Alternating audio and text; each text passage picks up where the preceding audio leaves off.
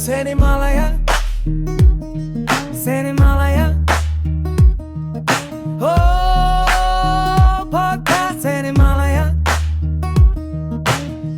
Podcast Senimalaya, yeah. Podcast Senimalaya, yeah. Oh, Senimalaya, Senimalaya. Masa saya buat filem pendek saya yang pertama, and it is called Your World, My World. It's called LGBTQ. Masa tu LGBTQ is not even called LGBTQ yet, but it is a reflection piece lah. And then I remember the struggle then that I had to go and beg people to come join the crew. The camera was heavy. The lighting was difficult to lug. We cannot shoot if there's no light. They're very particular about banyak benda lah yang perlu sebelum sebuah produksi tu boleh berlaku. Ni zaman sebelum kamera Canon tau. Yang kamera macam boleh shoot DSLR gambar. semua kan? Sebelum zaman tu. Dia zaman kamera yang paling light pun sekurang-kurangnya 1 kilo macam tu. Sekurang-kurangnya, okay. And that one also dia tak banyak function. So zaman tu. Tapi hari ni semua orang boleh shoot je. Guna phone dah, point and you shoot. Sama ada dia jadi cerita ke tak is a different conversation lah kan. Tapi the democratizing of, you know, everybody now can direct, everybody now can do a show, everybody now can do something. It's crazy. Saya pun tak tahu how I feel about, you know, sekarang semua pun boleh jadi filmmaker dan pencerita. Betul. The democratization of the media memberi akses kepada semua orang. Yeah. So the format of this podcast sebenarnya, saya nak cuba hari ini. Okay. Kalau kita kawan, kawan tak? Kalau kita kawan, maka tak perlu soalan. Dia boleh bercakap je. Dia boleh tambah, dia boleh faham. Dia tak ada soalan. So today we're going to try that. Boleh je. We will not have any soalan. Yes. Tapi bukan ke perbualan bermula dengan soalan? Tak semestinya. Ya ke? Ni ada seorang documentary filmmaker nama dia Errol Morris. Dia start dengan persoalan tadi. Betul. Ada documentary filmmaker dia nama dia Irwan Morris. Dia he's considered to be like macam master interviewer. Tapi bila dia interview orang, dia punya konsep is dia tak tanya apa-apa soalan. Dia akan biar senyap je. Senyap sampai interviewee tu rasa uncomfortable, tu dia bercerita. Yeah. Itu konsep dia. Betul. Tapi itu kalau bukan kawan lah. Kalau kawan, tapi kita ni semua dah tua-tua, dah kawan lama dah. tak, yang tua kau je. Ikut Rambut uban. exhibit A. Ya, ikut uban. Tak, yang tu kita tinggalkan kat belakang. Yeah.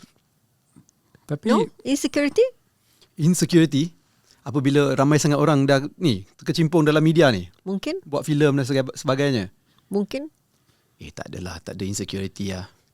Because pada saya suka bila ramai orang buat video, buat filem, menulis ke apa-apa je lah. Sebab bagi saya suka apa yang saya buat, kan? Buat dokumentari, buat video, menulis. ya, tapi mesti yang senonoh sikit lah kan. Orang suka ramai. Betul. Dia kena senonoh, dia kena decent, dia kena berkualiti. Kan? Sama juga yang nak jadi wartawan dengan TikTok sekarang ni. Kenalah bercakap benda yang ada fakta. Betul. Ada homework. Betul. Kena ada research. Dia punya content dia kenalah bersignifikan lah. Kenalah risau juga. Sebab kalau ramai sangat keluar yang tak senonoh. Well, it depends. Sebab saya percaya kepada societal censorship. Kalau sesuatu konten tu orang tak suka, buatlah berapa banyak pun, orang takkan layan, orang takkan tengok. Nantinya dia penat. Tapi sekarang punya Vogue konsep dengan cancel punya, you know, budaya cancelling ni Saya rasa dia ikut je trend. Dia bukan ikut saya tengok dahulu dan kemudian saya fikir semula. Apa sebenarnya yang cuba dicadangkan? Jangan main terus cancel. You just herd mentality, right? Ya, Everybody betul. say the same thing, you say the same thing. Yes. And there is not enough respect of salah pun you boleh juga respect. Cumanya you need to understand the system. You need to trust the system lah, and not step in and say yeah, no good lah you. Why you say like that? Why you do like this? You know. I feel that budaya is also crossing the line. Betul.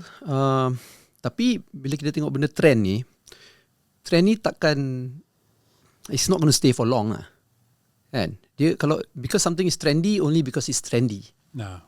Kan? So kalau apa-apa budaya yang tak elok ke, yang tak senonoh ke, even cancel culture, when the trend is over, the people yang jadi victims of this trend yang tak senonoh ni will prevail, dan diorang akan re-emerge balik. Sebab trend tu akan mati. Mungkin dia hidup lama sikit kan, tapi dia akan mati juga. Mungkin dia mati lama Yes. mati sebentar, lepas tu dia hidup semula sebab dia punya intention ataupun dia punya reason of storytelling or whatever is stronger than the budaya cancel. That's what you're saying, right? Yes, that's what I'm saying. Tapi we must have faith in that lah. Yang benda tu akan okay lah. And it doesn't mean kalau cancel culture tu dah macam dominant, we don't fight against it. Kita tetap kena fight against it. Even though it's trendy and we know it's going to die. Macam tu lah. It's very philosophical ni. Dia kena ada specific sikit examples tu untuk bagi some relatability and some. Have you, know? Any of your work macam tu yang pernah cancel? Tak pernah. Kerja-kerja saya tak pernah kena cancel lah. Maybe I can count myself lucky. Sensor pun tak pernah? Sensor pernah. Tapi cancel tak pernah lah. Sensor selalu lah kan. Sensor dah banyak pengalaman kena sensor. Tapi bila bab sensor ni, sebenarnya saya pun dah belajar dah. Macam Irwan cakap saya dah tua kan. Memang betul saya dah tua. Betul. Memang betul saya dah tua. Dengan Tapi saya suka jadi tua. Sebab bila jadi tua ni, kita jadi makin mellow. Dan bila kita makin mellow, kita actually sebenarnya dah tahu strategi untuk macam mana kita nak sampaikan message kita tanpa menjadi terlalu provokatif. Provocative has a role. Tapi itu bukan role saya sekarang. Masa muda-muda dulu, everything apa-apa yang rasa macam injustice je, macam tak betul je, marah. Kita gaduh. Tulis artikel, agresifnya artikel. Saya pun. Kan? Buat It's like video. so much anger, no? I have people ask, why you got so much angst? Mana ada? Jawapan nak tu pun jadi angry pun kan. dah jadi angry. sampai sekarang kan. Masih ke? Maknanya saya belum tua Sebab lagi. dia masih muda. Contoh orang tua dia banyak kenangan. Okay, lepas tu how do you do this? Okay, kena sensor. Lepas tu? Dia macam ni. Sekarang saya fikir kalau I buat content yang betul-betul provokatif dan agresif, tu kena sensor. Kena gam. Nobody gets to see it anyway. Right?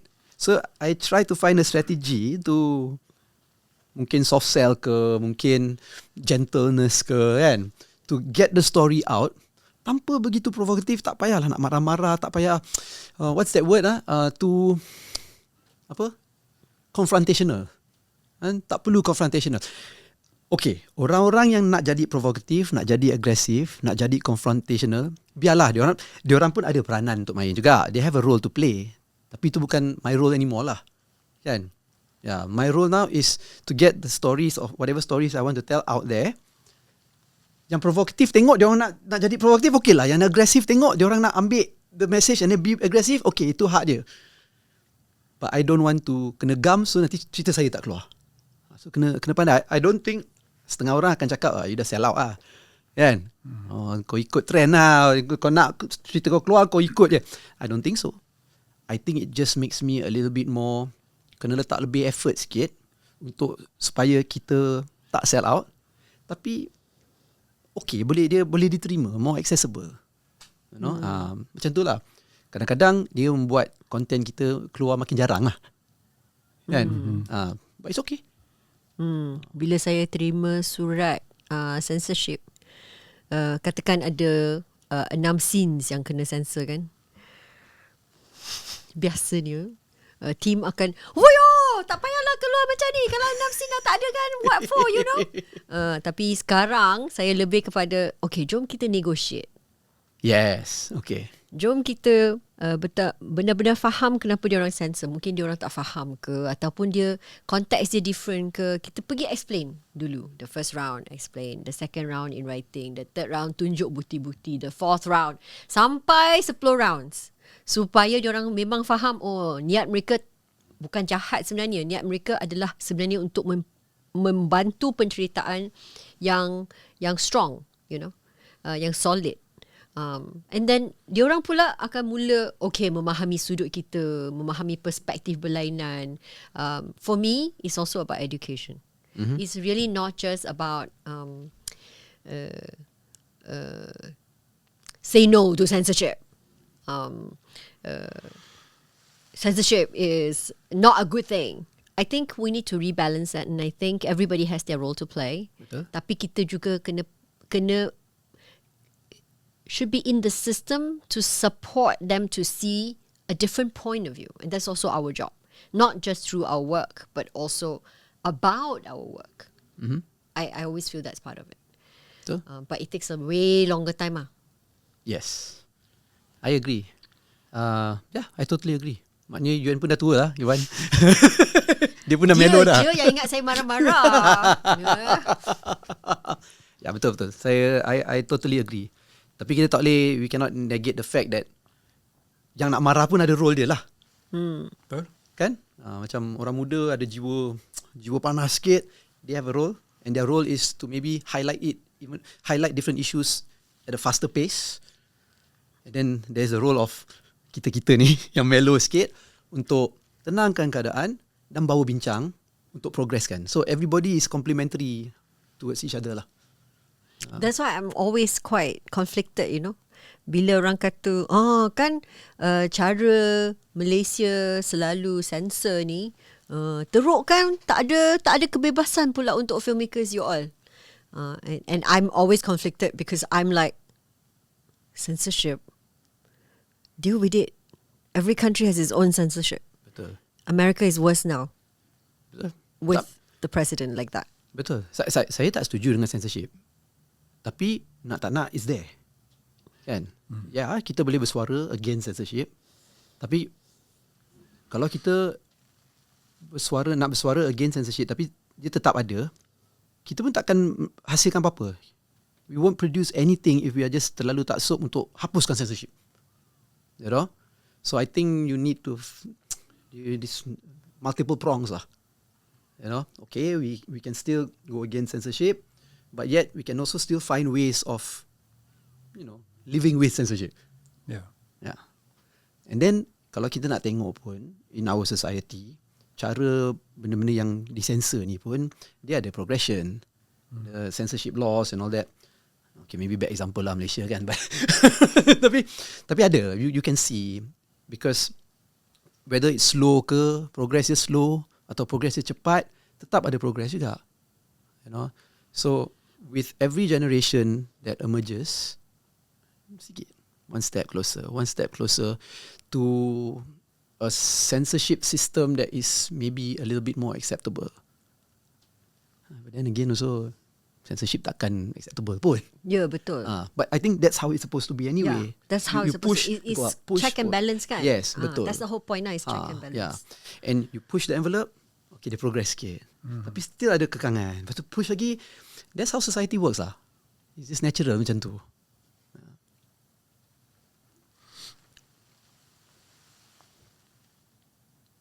Yuen dah nak buat error Morris tu. Senyap sampai kan, tak ada.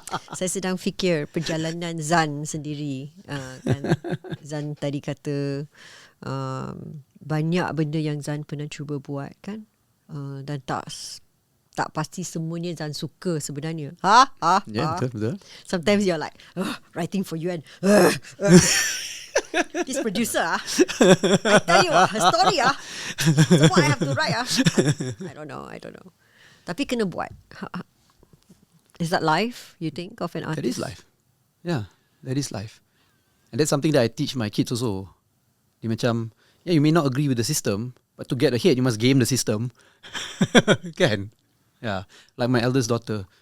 Why we have to study for exams? Everything is memorize. And I said, yeah, it may suck. You know, it may not be a good education that's teaching you something. But if you want to get ahead, you still have to game it, right? So you have to be smart to game the system. At the same time, if you want to change the system, then you find ways to change it. But it's not going to change in your generation. You have to realize that the change will come after. Tapi sekarang ni you are in this system, you game it first. Tapi umur dia baru 14 tahun, yang dia susah sikit nak faham lah. Ya, betul. Saya pun rasa dia nak explain pada kawan pun nak susah. Apa saya kata, kena game the system. Tapi saya tak faham game the system tu apa. Because I think even adults don't understand how do you game the system. They just go with the flow and become like hamster, you know. They just do the wheel without realizing they were in the wheel. And then dia nak complain tapi tak buat apa-apa. Tu menukar. Betul lah Zan, kau dah tua. Jadi dokumentari ni, bila Zan buat dokumentari masa muda dengan masa tua, dengan whatever time in between, nampak kan perbezaan? Nampak. As in the documentary yang dihasilkan tu, daripada dulu sampai sekarang. Nampak. Dulu dia macam no patience. Cerita-cerita yang kita ceritakan dulu macam no patience juga. Cara kita sampaikan, message yang kita nak keluarkan kan. Jauh beza dengan yang terbaru ni kan. Jauh beza. Jauh sangat. Betul. Zan kena bagi contoh betul-betul lah. Sebab not everybody have seen Zan's work, right? Yeah. Nobody has seen my work. How does that feel? Yang How does that make you feel? Nobody's seen my work. Yang terbaru bila? Januari Yang terbaru ni, filem ni akan hopefully keluar di Pawagam in Januari 2026. Tajuk. Baik cakap tajuk. Tajuk dia adalah Jom Kita ke Laut, Itui Suli-Suli Bajau.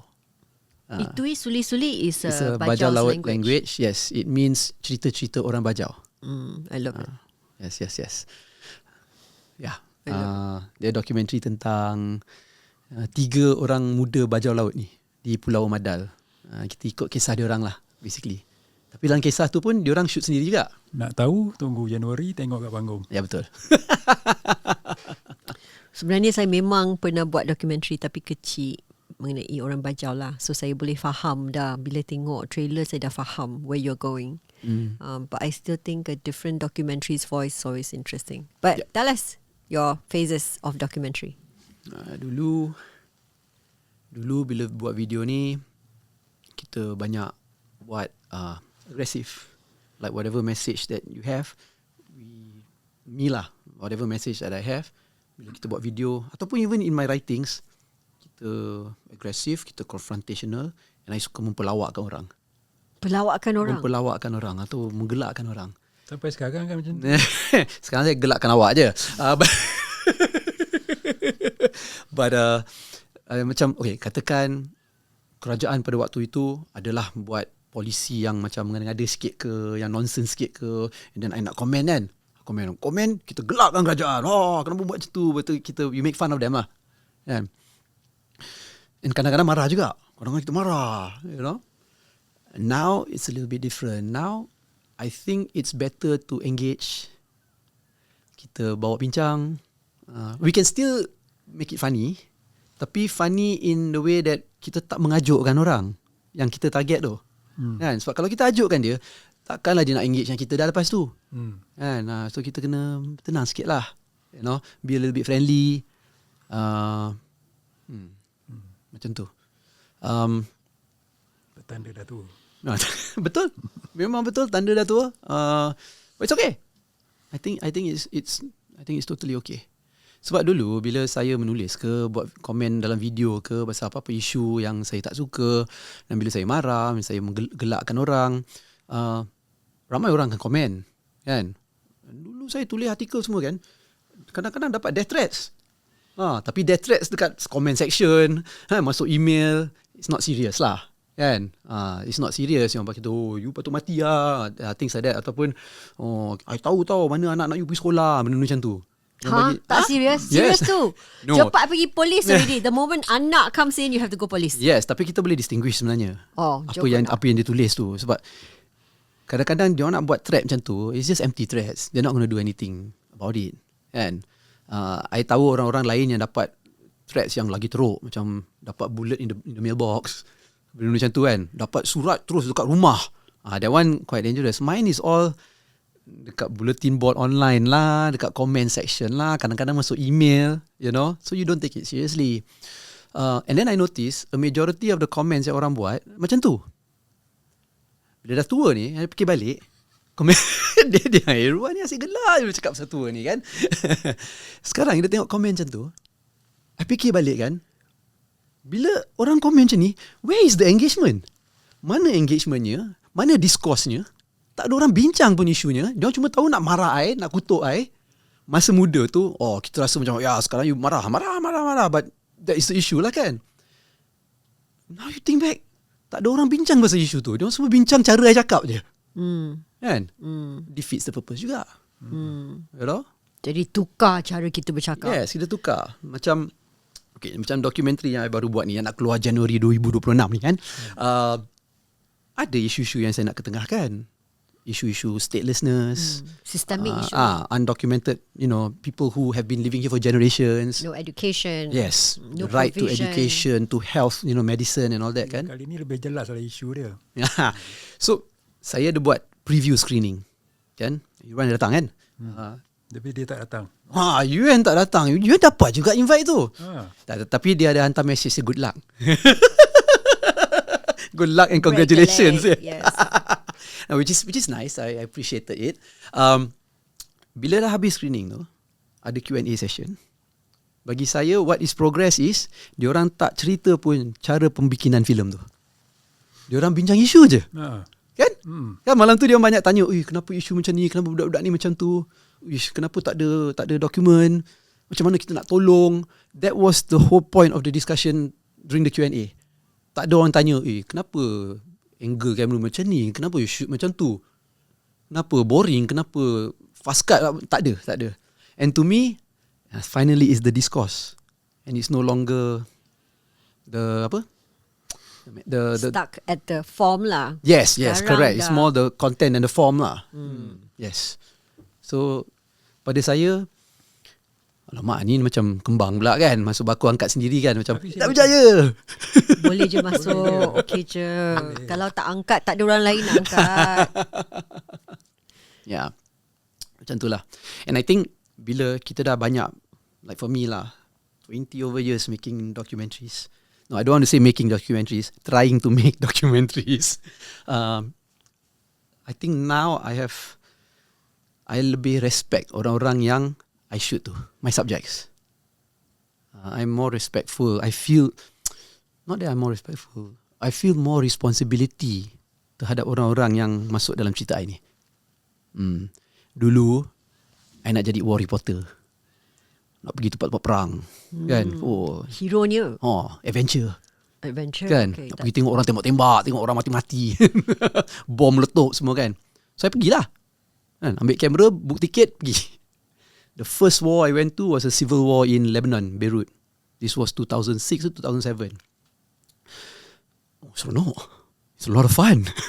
Tengok kita kebal lalu. Every time ada checkpoint, orang acu senapang semua kan. It's exciting. Lepas tu I pergi tengok, perang dekat Afghanistan. Seronok juga. It's very exciting. Tengok apa meletup semua kan. Tengok orang kena RPG.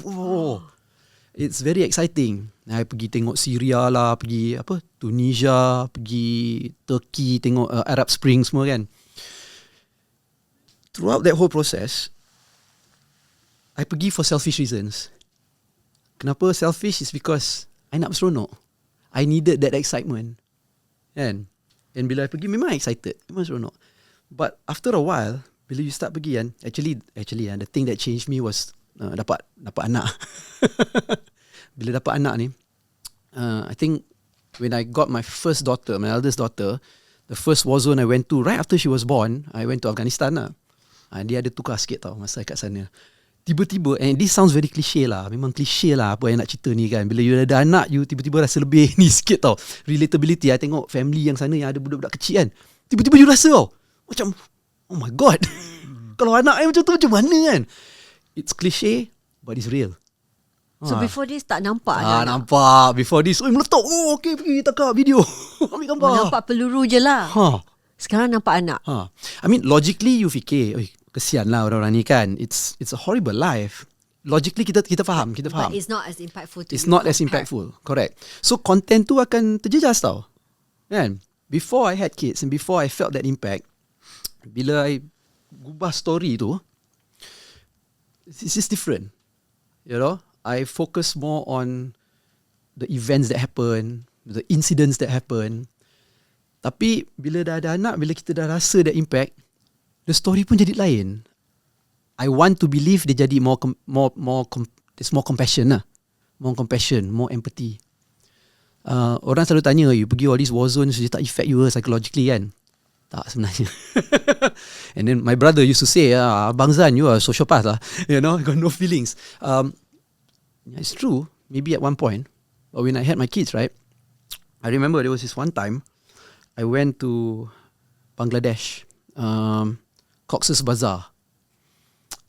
Ada refugee camp kat situ. It's the biggest refugee camp in the world. Not through size, but through the sheer numbers of the number of refugees there. I think there were like 1 million people in the area the size of like Subang Jaya or something like that. Okay. And it's all the Rohingya lah yang lari ke Bangladesh. So I pergi dekat sana lebih kurang 2 minggu ke 3 minggu. Every day pergi ke camp tu. Tengok I shoot lah, nak buat dokumentari kan. Shoot. So tengok lah family kat situ. Ada satu point ni, tengah jalan, tiba-tiba I nampak ada budak kecil 2 orang. Seorang perempuan yang besar, there was this one girl, umur dia mungkin dalam 7-8 tahun. Dia tengah angkat adik dia, lelaki. Macam baby lah, macam 2 tahun macam tu. Baby tu macam tidur. Tapi sebenarnya dia unconscious. Oh my god. Dia tengah lari. Dia tengah macam ke hulu ke hilir, tak tahu mana nak pergi. I was with a group of doctors. I pergi sana ikut Mercy Malaysia. So there were a group of doctors. So last dia tanya, the people approach this girl kan, try to find out apa dia nak buat sebenarnya dengan adik dia. Adik dia tidur, kenapa dia angkat ke hulu ke hilir kan. Rupa-rupanya adik dia ada very high fever from the night before. Dia tak tahu apa nak buat, mak dia suruh pergi cari doktor. Ya. So baru 7 tahun. Yes. And then of course ada doktor kat situ kan. Okay lah, so they did their thing lah. Tapi lepas tu I burst into tears. Tiba-tiba nangis. And then I straight away called my wife. And then I started trembling, shaking, and I just cried on the phone lah. Itu proses. Tiba-tiba tu terjadi tu. Because then I think the compassion and the empathy really Switch hit me lah. Yes. You know? You're turned on. Yes. Let's talk about the ecosystem for this. The ecosystem for this. Adakah ini banyak membantu, langsung tidak membantu? Ada ekosistem, tak ada ekosistem? Kita buat semua sendiri-sendiri, lepas tu carilah ekosistem dunia ini untuk mungkin membantu lain perkara ataupun sudut lain. Or maybe documentary is not a mass thing, and therefore there is no ecosystem. And our country is not a... We are... Negara ini sebenarnya kita semua bertuah. Tak ada kes-kes yang membawa kematian seharian, katakan. I mean, accidents on the road don't count, okay? Those things I think can be avoided. But it's unavoidable because of malapetaka, for example, that people are passing. Kita tidak ramai macam tu. Mortality rate is low. Birth mortality is low. We are content. Kita tak Too ada content aging to do anything. society yang dibiarkan, katakan. We don't have anything yang tip the scale banyak sangat. Yes, we have issues that we need to deal with. Domestic violence, banyak selain daripada itu, banyak systemic issues that led to statelessness, etc. But where is the documentary punya ecosystem yang boleh membantu, bukan sahaja lepas shoot documentary, lepas screen documentary, tetapi juga lepas tu polisi akan berubah disebabkan oleh apa yang diketengahkan. Dokumentari memang tak ada orang nak tengok. Netflix punya dokumentari ramai je tengok. Yeah, well, see, just slowly people are starting to pay attention. Dia Dia macam catch-22 lah. Kan? Orang tak nak tengok sebab mungkin dokumentari boring. So kalau nakkan orang tengok dokumentari, mungkin janganlah boring sangat. So it's a circle lah. Kan? Macam, but to be honest, pada pandangan saya, dokumentari ni memang tak ramai orang nak tengok pun. Audience dia tak besar. It's not a mass market thing. Sebab orang lebih biasa tengok filem-filem yang entertaining, yang classicism, kan? Classical films macam superhero movies, romantic comedies, benda-benda macam tu. Orang suka tengok benda-benda macam tu because it gives them a form of escapism. Dokumentari ni, bila bab-bab reality ni, kadang-kadang dia terlalu real untuk people, for people, yeah. Kan? It's too real, and then you kadang-kadang you nak escape lah, right? Because orang biasa dengan filem-filem yang beri escapism untuk bagi dia seronok. Takkan nak pergi tengok wayang jadi lagi stres. So macam Allah, dah lah bayar 20-30 ringgit untuk tiket kan, untuk keluar jadi lagi stres kan. So it's dokumentari ni tak lah. And it's not just in Malaysia, it's all around the world. All around the world. Yeah, all around the world. Yeah. Tapi every once in a while, kalau ada pembikin filem dokumentari yang pandai buat cerita yang boleh menarik perhatian orang akan memberi perhatian. Bagi contoh macam in the early 2000s, kita tengok dekat US, kat Amerika, orang tak tengok dokumentari. Tapi tiba-tiba Michael Moore, kalau you kenal Michael Moore, dia buat filem Bowling for Columbine. Kan? Bowling for Columbine ni adalah cerita tentang, dia buat dokumentari tentang the Columbine High School shooting. And dekat US, one of the first high school shooting, yang ramai orang mati kan. So dia buat filem pasal tu. Filem tu tiba-tiba popular sangat. Of course it broke box office. Kan? Box office dapat kutipan banyak, berjuta. And everybody paid attention to the film. Isu tu jadi diketengahkan dalam the public sphere. Dia orang debate, change of policy. Kan? Ada change of policy happening in the government. Tapi kalau you tengok balik filem tu, Michael Moore sebenarnya dia pandai lah. Dia pandai buat jalan cerita yang menarik perhatian orang, tak bagi orang stres sangat because it's so funny. He used the comedy punya approach, and if you watch the film, it's so hilarious, you boleh gelak. Tapi isunya berat tau. Kan? Isunya berat, orang matilah apalah kan. Because kids were shot. Ada yang mati, ada yang injured. Dia boleh bawa satu budak ni yang dah kena tembak, paralyzed in the wheelchair. Dia bawa ke Walmart. Walmart adalah tempat orang yang the shooter bought the bullets. Dia pergi ke HQ Walmart in the lobby. Can we meet the CEO? He wants to know why you still selling the bullets. Kalau kita tengok scene tu, kita gelak terbahak-bahak. But it's actually a heavy scene. Kan? Tapi Michael Moore pandai lah.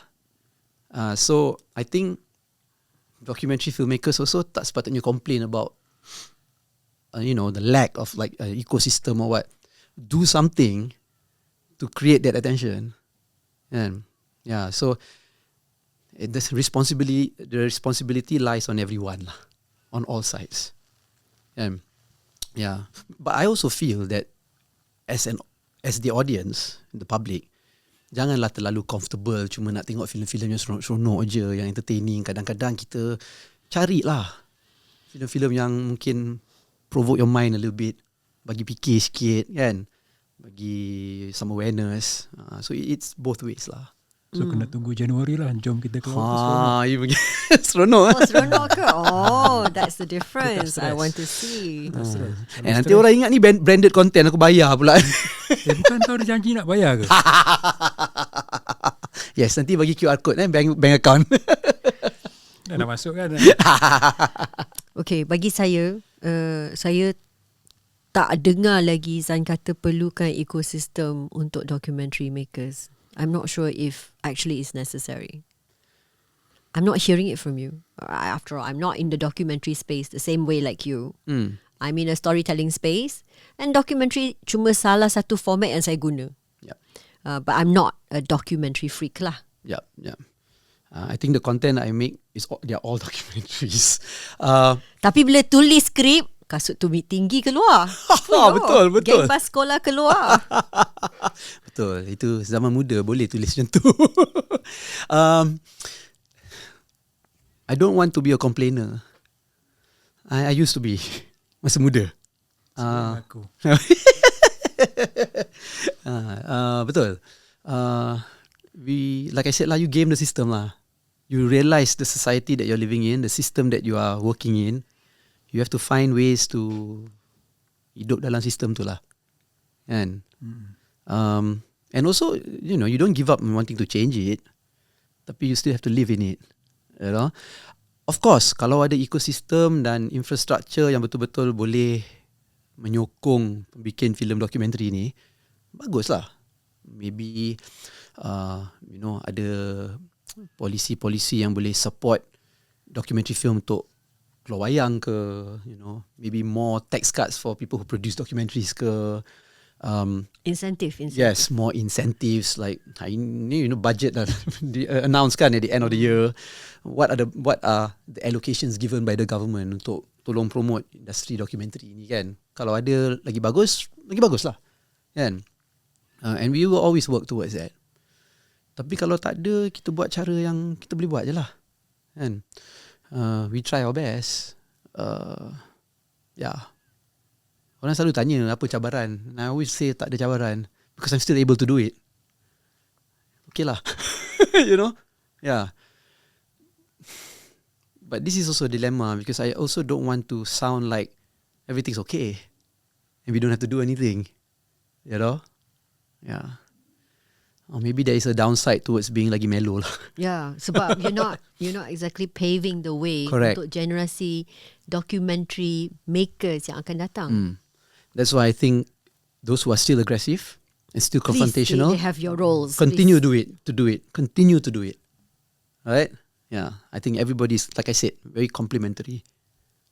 I think of all the artists ataupun filmmakers yang saya kenal ataupun pencerita yang saya kenal, Zan adalah salah seorang yang paling menggunakan banyak jenis format untuk bercerita, and paling banyak cross-discipline collaboration, you know, do all kinds of different things. Maybe because they know Zan as a, well, you go along. I guess so. I go along. I mean, I try to make content for all the platforms, all the different mediums and all that. Mungkin because I haven't found one that I'm really a master in. So you go across the board, right? But I'm trying to be heard. And when you want to be heard, you try to go all out lah, everywhere. Yeah, you know. You use a machine gun to spread it all and then see where it hits. Because maybe I'm not a good sniper to focus on one, you know. Well, I think that's my strategy lah. You go across all platforms, so you get the widest audience as possible lah. So what are you most comfortable with? Paling selesa, nama ataupun tajuk yang paling selesa yang Zan boleh terima untuk diri? Adakah ianya documentary maker, wartawan, pengejar adventure? Susah kan nak fikir macam tu. I like to tell stories. Tu je lah. Storyteller lah. Tapi klise juga nak cakap itu storyteller. Manipulara. Penglipulara. Kan? I like to tell stories. I like to tell stories that are funny. I like to tell stories that are sometimes important. I like to tell anything that I see around me, I want to tell stories. Because even if I don't make films, I tak buat filem ke, tak menulis ke, kan, bila I jumpa my family, jumpa my friends, aku buat bercerita. Banyak bercerita. Tok Dalang lah kau. Tok Dalang. Memang suka bercerita. So I feel like I want to use what I like to do to at least buat something yang I feel nice about lah. Kan? Ada tak anak kata, bila saya besar nanti saya nak jadi YouTuber yang famous lah? My anak or anak in general? Your anak. My anak. Tak ada siapa yang nak jadi YouTuber lah. Dia orang tak cakap dia nak jadi YouTuber. Tapi macam, Worst is TikToker, okay? TikToker shorter format some more. I mean, they're on. My eldest one is on TikTok. Baru 14. Hello, pihak TikTok. Wait. Above 18. No. My daughter is not on TikTok. She wanted to try TikTok, so kita orang bagi dia try. Okay. Tapi dia tak jadi. Asalkan dia safe space lah. Yes. Tapi dia on Instagram lah. But my eldest daughter is dia sampai umur yang boleh fikir apa dia nak buat lah kan. I think dia sangat terpengaruh dengan cara pekerjaan my wife, you know. And she's always talking about it lah. Dia kata dia suka tengok cara kita bekerja. It looks like a lot of fun. So maybe she would go into that area. Did you not project the not fun part? That's what my wife says. My wife always says that you just portray like everything's great, everything's so fun, and you know there's no hardships. Yeah, I guess so. Maybe. But she's living with me. My daughter's living with me, and I don't believe that she doesn't see the not fun parts. Because I'm an open book. I dekat rumah memang an open book with everybody, my friends, my family and all that kan. I wear everything, all my feelings on my sleeve. Kan? Orang yang kenal I tahulah. You know? So I think she knows. I think she understands. But there are other people who can balance it out lah. Like my wife, her friends, you know, my parents. They can balance it out for my kids lah. You know? So when they want some optimism, they come to me lah. Actually, I am pretty optimistic. So whenever people ask me about isu-isu yang macam apa masalah, apa cabaran semua tu, jarang I boleh fikir nak jawab macam mana. Because kalau ada cabaran pun, because I am in an area that I'm doing that I really love, apa-apa cabaran tu macam seronok je. I seronok nak fikir cara untuk mengatasi cabaran tu. But not enough money? I have no complaints about not having enough money. Sebab memang cukup ataupun terlalu banyak? Of course tak banyak lah. But Cukup. I can raise my kids. Anak-anak I boleh pergi kelas muzik, boleh pergi tuition. Every year boleh pergi jalan. I mean, tak semestinya jalan pergi ke Paris, New York and all that. Kadang-kadang kita save lama sikit boleh lah. Tapi still boleh pergi holiday, boleh pergi Penang, boleh pergi Langkawi, pergi Sempurna. You know, there's nothing. Yeah, okay, it's okay. Tapi you have to be clear. I have to be clear also that I'm very multidisciplinary and I'm very multitasking. So I do a lot of things. Kan, I bukan buat filem sahaja. Betul. I menulis juga. I buat journalism juga. I mengajar juga. I bagi talk juga. I organize events juga. I buat workshop juga. You know? So, yeah, I'm pretty diverse. Dan banyak rezeki. Lucky, alhamdulillah. You know, I'm thankful. It can be more. I mean, we can be rich, right? But do I really want to be rich? Kan? What is rich? What is wealthy? What is wealth? Kan? I balik rumah tiap-tiap hari, tengok anak-anak I, tengok my wife. Dah wealthy dah kan? Oh, best rasa gila. kaya dah. Yeah. I have parents that I love. My parents, like, I see them Still every well. week. Yeah. You know, every week. You know, we have dinner together, borak sampai tengah malam, even on a weekday. It's pretty nice life ah. Yeah. Yeah. I mean, it's not without any challenges, but like I said lah, those challenges, it's okay to go through because I'm surrounded by people I'm happy with. You know, yeah.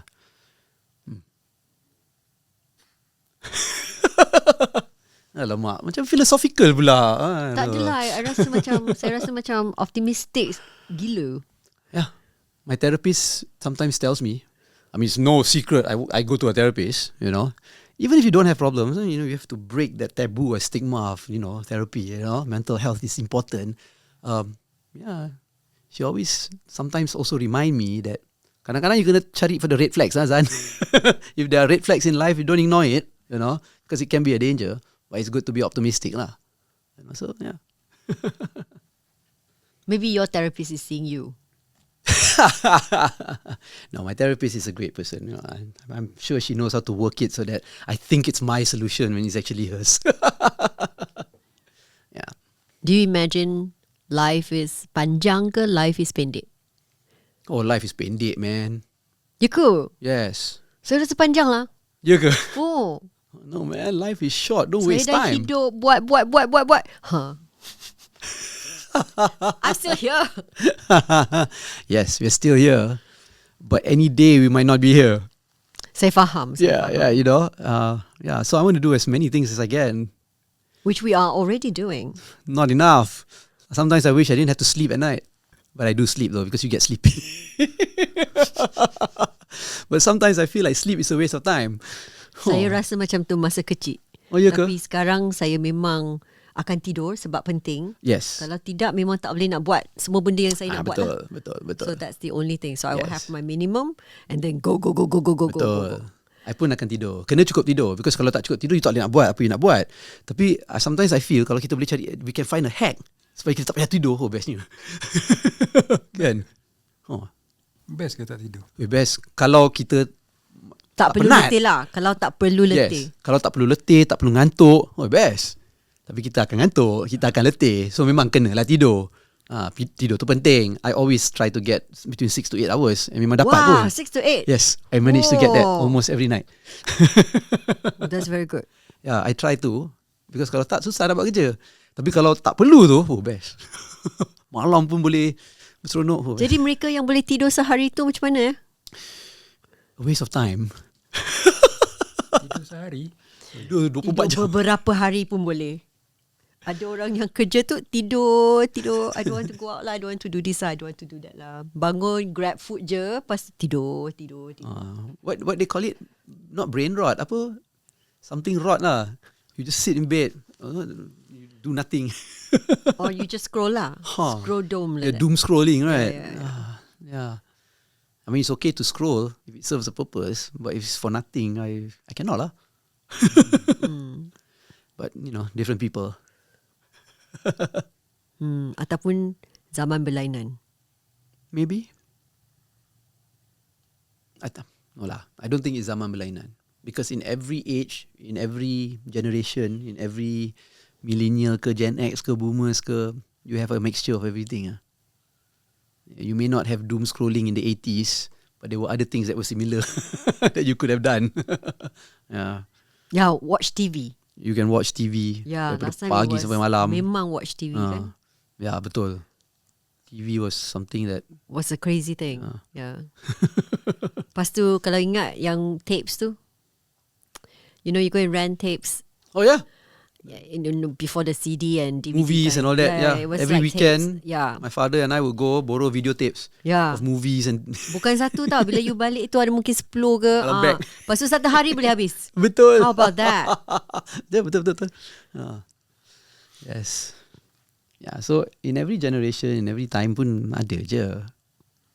It's just different people and how they deal with it. We should do a documentary on this. Yeah. How do you make it interesting? Or or extreme optimism. Yeah, that's me. Yeah. Well, do you know what you want to do with the orang-orang Bajau? Jom kita ke laut. Jom kita ke laut. Well, hopefully it will come out in the cinemas. Kita akan keluarkan kat Pawagam. Berapa cinema target? 5? Lebih kurang macam tu lah. Tak banyak lah. You know, because tak banyak. But we have a very supportive distributor, which is Kuman Pictures, and they're very supportive, helping. I don't know why he's helping, but he is lah. Amir. Dia suka. Amir Muhammad. He's a supporter lah. He's supporting us. The plan is to get it into the cinemas. Lepas tu mungkin streaming platforms. And then what I always do with my films, we will try to bring it around the country lah. Sebab kebanyakan filem I tak keluar wayang, tak keluar TV. Tapi kita bawa on a tour. So ni yang pertama keluar panggung? Ni pertama keluar panggung. Saya rasa dokumentari dekat Malaysia susah nak keluar panggung. Yes, betul. Kalau boleh keluar panggung, everybody should be supportive. Yes. Okay lah, ni yang paling senonoh kau buat kan? Ini paling senonoh, to be honest, ini yang paling accessible lah. Yang tak senonoh tu macam mana? Sampai senonoh. tak accessible. Tak best tu je. Orang tak suka tengok tu. But a lot of my films memang kita buat with the intention as community films. Kita akan bawa ke bandar-bandar kecil, kampung, universiti, sekolah. And bila kita tayang, lepas kita tayang, kita buat panel discussion, Q&A. Most of my films macam tu. Kalau keluar TV pun, kita bagi je kat TV station lah, keluarkan. To get it seen. Itu je. And I'm lucky to have always had the financial support to do that lah. From different agencies and grants and things like that. But this one, we thought it's a big issue. Kalau boleh, kita nak try to get it as mass as possible. Tu yang kita try lah nak keluar kat wayang and more accessible platforms lah. Dan adakah kali ini Zan juga editor dan juga segala-galanya. Ya, Sebab dulu most saya of the buat thing macam tu. semua segalanya seorang je. Dulu, Masa credit roll tu satu je. betul. Semua dibuat oleh. Yes. Ataupun credit roll tu panjang tapi nama yang sama keluar. Ya. Betul. Mungkin sebab kali ni ramai terlibat tu yang senonoh. Betul. Tak, sebenarnya in the last 10 years tu, the past about 7 to 8 years, I dah tak buat filem sendiri dah. I always have a whole team lah. Sebelum ni bila I buat sendiri tu, sebab nombor satu I selalu pergi tempat-tempat konflik. Nak bawa kru susah. Ya, memang. So pergi sendiri je lah. And bila I dah pergi sendiri, baik I edit sendiri je. Bajet pun kecil kan. Bajet pun kecil. Yes, bajet pun kecil. Betul tu. And mungkin sebab masa tu kita pun tak ada resources nak minta tolong orang. And kalau kita nak buat, kalau nak tunggu orang buat sekali dengan kita, mungkin takkan jadi. So you just do it yourself. Tak jumpa tim yang bagus lah. Bukannya tak jumpa tim, mungkin tak ada orang kenal you nak bekerja dengan you. You are nobody, kan? Yet. And if you jalan. tak ada jalan. So kalau you nak buat, baik buat je. Kan? Like that saying lah, just do it. You know. But I've been lucky in the last 7-8 years. I've got to give acknowledgement to my wife Cheryl, because when I started working with her, she kind of helped me put the expand. discipline into. Yes, there is the optimism. Betul. There is a discipline. There is a way to work with other people. Like, I've been working with the same crew when it comes to the technical part of my films, kan? With the same production crew for the last 8 years. I only work with them. Daily Dose Films. Shout out to them because they've been very good supporters too. And I don't shoot with anybody else bila I buat filem ke, projek ke, apa-apa ke. Even client work, so I kerja dengan diorang. Sebab dah biasa lah. Because dah biasa. And we all share the same objectives and beliefs, and you know, we always want to have fun at work, but also take the job seriously. You know, and because I've had these resources now, I think I like to believe lah yang my work also has expanded, maybe matured a little bit. You know, so nama bila credit mention keluar tu bukan I seorang je lah. Adalah dekat 8-10 orang. Kan? Ada 2-3 cameraman, ada lighting crew, ada audio guys, ada editor. You know, sedap sikit lah. Yes, yeah. But I still sometimes make the films where I just shoot myself, edit sendiri, ada juga. You know, tapi sikit-sikit je lah, kecil-kecil, you know. Yeah. Zan adalah seperti sunshine, cahaya je. Tapi isu yang he covers berat. So this irony is also quite interesting, I feel. Yeah. I mean, like my latest film kan, isu dia berat kan, statelessness and all that. And the subjects that I feature the story on in the film pun, hidup dia orang pun susah. Hidup dia orang susah, banyak cabaran. Tapi dia orang quite optimistic tau. The characters in my film, dia orang optimistic, dia orang dynamic, ada personality, kadang-kadang kelakar. And I think it jives with me also. Kan? And I tak suka buat filem-filem yang orang keluar rasa sedih. It needs to have some form of optimism and hope. Kan? Kalau tak ada hope, what's the point? You create awareness of the issue tapi tak ada hope, is hopeless. Orang pun tak nak buat apa-apa. There's no call to action kan. So macam Michael Moore lah. Dia buat filem berat tapi dia buat orang gelak. Ada awareness. You know. Yeah. I can't wait to see it. I want to see it in January. January, come now. Yeah, I'm happy talking to Zan. Okay. Jangan lupa tonton Jom Kita ke Laut. Betul. Januari. Betul. Dan memang kena tonton. Boleh tak kalau I nak tambah sikit? Boleh. Tapi dia macam self-promo sikit lah. No, please Kau do. janji Feel nak bayar free. kan? Kita nak cuba mendapatkan seberapa ramai orang untuk menonton filem ni di Pawagam. So, saya, dengan penerbit saya Cheryl, dengan distributor kami Irwan Muhammad Zain Pictures, kita membuka, we are making a call lah untuk siapa yang nak sokong untuk memberi sumbangan untuk beli tiket wayang. Okay? You sell the hall before. Yes, you sell the hall before. Orang nak beli tiket ni untuk, tak kisahlah, untuk sekolah ke, untuk students ke, untuk dia punya corporate staff ke, ataupun just buy beberapa tiket untuk kawan-kawan. We're making a call. But are you officially doing it? Seperti mungkin dekat pitch in ke macam tu? We are officially doing it, but not on any macam crowdfunding punya platform. I think to get more information, you just go to my website at fatbidin.com. There will be information there. Because at the point that we are talking right now, sekarang ni kita baru mula. Baru sangat. Lebih kurang 2 hari je. But kita akan cuba untuk highlightkan benda ni lah di social media, di internet dan this word of mouth. Yeah. Macam tu lah. Tu je. Okay.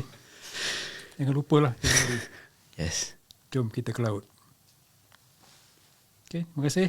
Terima kasih Irwan. Terima kasih Ngai Yuen. Hey, don't say that. So what does fat bidin mean actually? Okay. Like the fat part is memang gemuk. Yes. So when I was a kid, You're gemuk. no, I'm fit. I've always been sportsman, athlete. Tak pernah gemuk. But I used to like to watch the show Fat Albert and the Cosby Kids. Saya ingat. Yes. Hey, it's Fat Albert. So it was one of my favorite shows. Now, of course, you don't want to be associated with Cosby lah. You know, Yes, but tell me about it. yeah. But it doesn't take away the fact that I used to like that show. Yeah. And Faham. I always wanted Fat Albert to be my father. He was so cool. But he's not my father. My father's pretty cool too. My father's name is Zainal Abidin. And in the kampung, everybody calls him Bidin. So when I started my company and I registered the name, I called it Fat Bidin lah. So it's like a tribute to Fat Albert and also a tribute to my father lah. But your father fat not? No, he's very Dia tak athletic. marah ke? No, he's very proud. When I first started the company, right, he was telling all his friends, "Mama aku tu." Oh, bestnya. Yeah. My parents are cool. My parents are great. Podcast Senimalaya, oh, Senimalaya, Senimalaya.